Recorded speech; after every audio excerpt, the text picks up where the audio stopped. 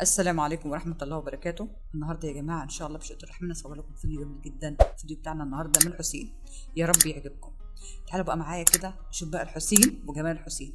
كده أنا يا جماعة في النفق أهو، بعدي الجنب التاني. اتفرجوا بقى معايا يا جماعة على الحسين وجمال بقى الحاجات الجميلة جدا جدا في الحسين والمحلات. وتعالوا نشوف مين هيصور النهارده معانا. ان شاء الله كل مره هقدم لكم حاجه تتفرجوا بقى على الانتيكات والملابس والكافيهات الجميله. بصوا بقى معايا كده، دي كده بدايه اول الحسين، كده اول دخله في الحسين. زحمه زحمه زحمه ما اقولكوش عامله ازاي. عشان ده تعتبر الباب الرئيسي كده مدخل الحسين. تخش كده على ايدك اليمين كده بتلاقي ايه. تعالوا بقى يا جماعه اتفرجوا معانا كده وقولوا رايكم بقى في الحسين وجماله. في بقى مشغولات يدويه، في كافيهات. كافيه الحسين ده هو كافيه ومطعم في نفس الوقت يا جماعه، مش كافيه بس. على الجنب بقى على ايدك اليمين بقى في العصي ديت، يعني جميله جدا واسعارها حلوه برده. جايين بقى على مين النهارده؟ من اجمل المحلات المشغولات اليدويه بتاعه الاستاذ احمد. لها مشغولات يدويه من عندهم هم يا جماعه، هم المشغولات دي بتاعتهم هم. ده اسم المحل بتاعهم، ده المحل من بره. بس بقى انتيكات، تلاقي خواتم بفصوص جميله جدا، انواع الفصوص كلها. تلاقي عندهم سلاسل، ميداليات، كل حاجه عندهم جميله جدا. وزي ما قلت لحضرتك، زي ما قلت في الفيديو، دي مشغولات كلها يدويه منحوته كويس جدا. ما تيجوا تتفرجوا معانا، نيجي ايه نقابل استاذ احمد. يلا اتفرجوا معانا كده وقولوا رايكم في الشغل. هنخش يا جماعه دلوقتي كده بقى المحل واوريكم بقى ايه السلاسل والخواتم والعلاقات والفصوص الجميله جدا كمان، واسعارهم في منتهى الجمال. بصوا معايا حتى المشغولات بتاعتهم، المشغولات كلها يدويه زي ما قلت. بص كده الانتيكات بتاعتهم. على علمك يا جماعه عندهم كمان حاجات فضه يعني من فضتي، يعني فضه جميله جدا كمان. وعندهم بصوا كده معايا الخرزه الزرقاء كلنا بنحبها طبعا.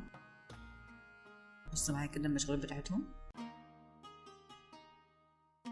سلاسل وخواتم كلها فيها فضية، كلها مشغولات يدوية.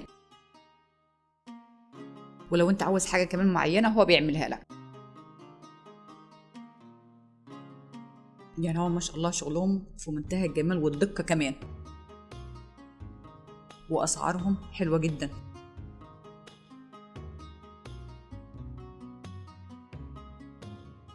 دي بقى الفضيات عندكم اهي. وبعدين ممكن من الحاجات اللي ممكن عاوز حد يودي حد هدية، من الحاجات الجميلة جدا. وعندهم حاجات جميلة جدا جدا، ممكن واحد يجيبها ويوديها هدية، تستاهل، حاجات قيمة.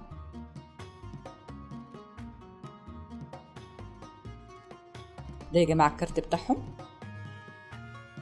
في اسم المحل ورقم الأستاذ أحمد.